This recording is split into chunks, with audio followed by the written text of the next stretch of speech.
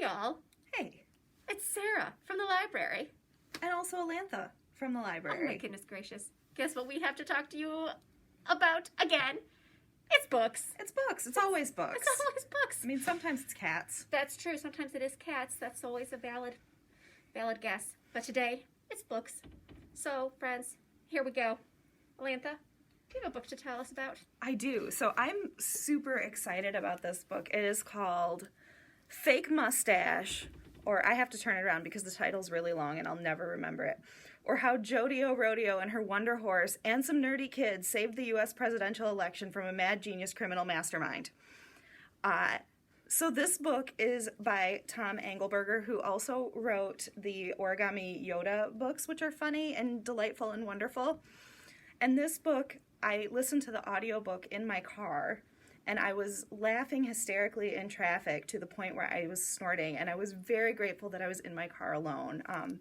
This book is super funny, and it's about a boy whose best friend takes his birthday money. Instead of buying a PlayStation, he buys a fancy suit, and then that starts off this huge criminal enterprise where he's wearing his man-about-town suit and robbing banks with a wandering band of accordion players, and then the main character has to try to convince the police that it's really his friend who's robbing the banks and not some criminal mastermind, and no one will believe him because he's such a convincing man about town, and he has a fake mustache, which that really seals the deal and puts his whole look together.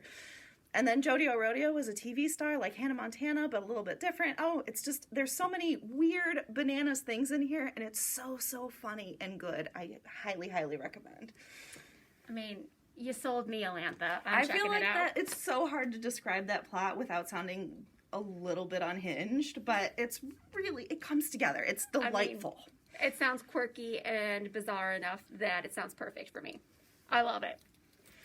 All right, friends. Beetle and the Hollowbones by Aliza Layne. Oh my goodness, friends. If you're looking for a delightfully spooky but also hilarious graphic novel, this is the one for you. It's about this little goblin friend named Beetle that you see right here on the cover. Her favorite thing to do is hang out at this mall that's basically falling apart with her friend Blob Ghost, who you can see right here. Blob Ghost doesn't really talk, but makes little like actions. Will be like do-do-do-do-do, moo-moo-moo. And it's kind of the cutest thing you've ever seen in your life. Then one day, Beetle's old best friend appears, who is this little cat skeleton thingamabob. And there's some drama that goes on, y'all. It gets very exciting. And there's spells, there's magic. The mall might be demolished. We don't know. We have to save the mall, friends. It gets very exciting. But it's all just very delightful. And, I mean, Blob Ghost is kind of the cutest thing in the world. So, if you're looking for something fun and silly and spooky, check out Beetle and the Hollowbones. It's a good time. I feel like I would read that book just for Blob Ghost. You probably should. Blob Ghost is kind of the cutest thing ever. I love Blob Ghost. Yeah, I could get behind that. All right. So, I have another graphic novel called Catstronauts, which is about astronauts that are cats, and I don't know that there's really much more to say about it other than it is hilarious and delightful, and there's cat astronauts who are trying to go to space, and one of them is named Waffles, and it's a really wonderful book. I loved this a lot. And there's another one. There's two of them.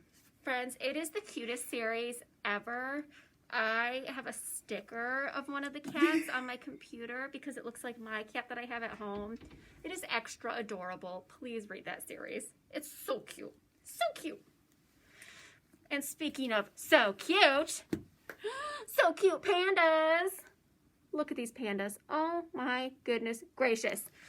Friends, pandas are adorable. I just want to say, if you need something that you're like, I need something precious to look at right now, this book is for you. This panda is eating bamboo. This panda is just literally so cute. Look at him. He is saying hello to you from a tree. I love his little panda face. I do too. Look at these pandas. They are just living their best life with their little panda facts.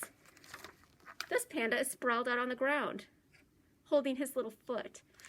So if you want a book that you're just going to be like, oh, pandas, so cute, but also learn about pandas, and it's just a nice quick little read too.